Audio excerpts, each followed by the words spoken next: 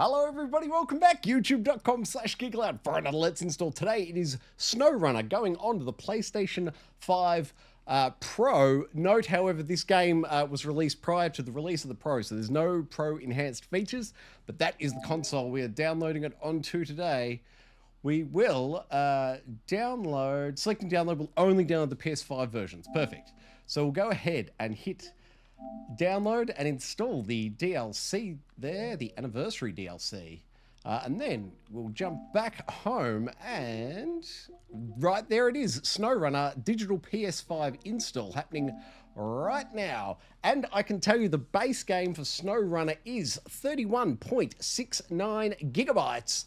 The SnowRunner anniversary DLC, we will come back and check it later. While the install takes place, you'll see some gameplay on screen. On the other side of that, I'll dive on into the settings menu and make any recommendations for changes. Yeah, and then we'll bounce back to the PS5 Pro's dashboard and I'll give you the current version number, and full and complete install sizes will be larger than the download size. If you're looking for our hands-on impressions of the games we play here on the channel, be sure to check out the Gaming Enforcement Agency. That's our weekly video games podcast, and it is also a live stream. So if you tune in live at 8:30 p.m. on Thursday nights when we do the show, you can chat with us in real time. Blue will read your question out on air and we will discuss it right then and there. But for now, let's check out the gameplay of SnowRunner.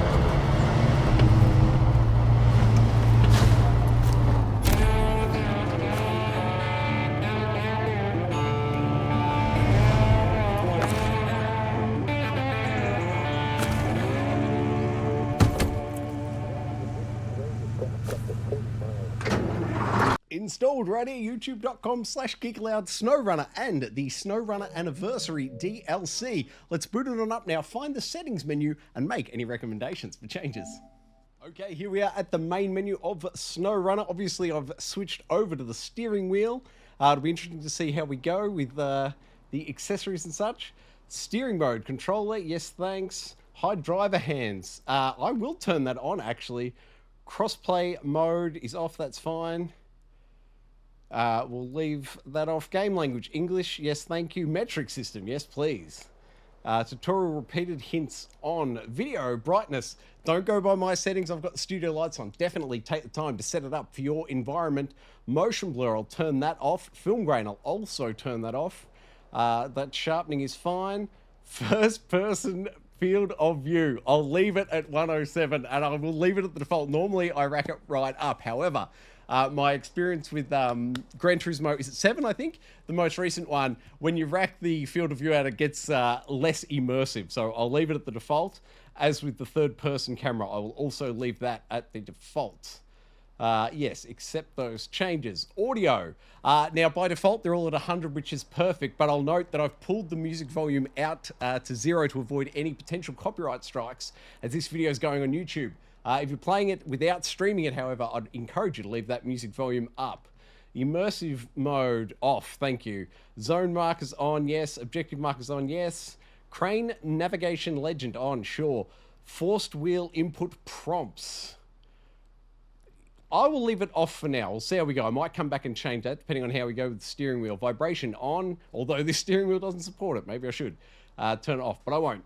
I don't wish to swap any of my LB/RBs or triggers, so I will leave those all off if you like to. It's right there to change. We can leave the control layout as default, invert the axis is off, and the sensitivity is off. Steering wheel sensitivity, presets. Wheel sensitivity, I'll leave it at 1. Force feedback at full, thank you. Tilt gain, friction, I will leave all of these as defaults. Assuming it's right. Obviously, good to know they're here, and I can come back and change them if I'm not satisfied with the way it plays. Brake pedal sensitivity. Occasionally, I do need to up that a little bit. I think maybe I've worn out my brake pedal a bit. Paired pedals is off. Invert wheel. That'd be an odd option. I'm not going to do it. Invert throttle, no thank you. Invert brake, invert clutch, no. Invert cameras, no thank you. I don't wish to invert the map. And I will leave X and Y alone. Gear neutral is empty. Auto reverse. That is it for the settings within SnowRunner. So let's bounce back now to the PS5 Pro dashboard. Pull up the particulars and we can wrap up this here. Let's install. SnowRunner on the PS5, PS5 Pro enhanced on, no, PS5 Pro it is, there's no enhanced support. It is currently version 1.040.000, and that is a full and complete install size of 32.95 gigabytes. Thank you very much for watching, and let's install right here on Geek Aloud. Please check back in Thursday nights, 8:30 PM for our weekly video games podcast, the Gaming Enforcement Agency. What else can you do with Geek Aloud? Like it, subscribe it, you'll never miss it.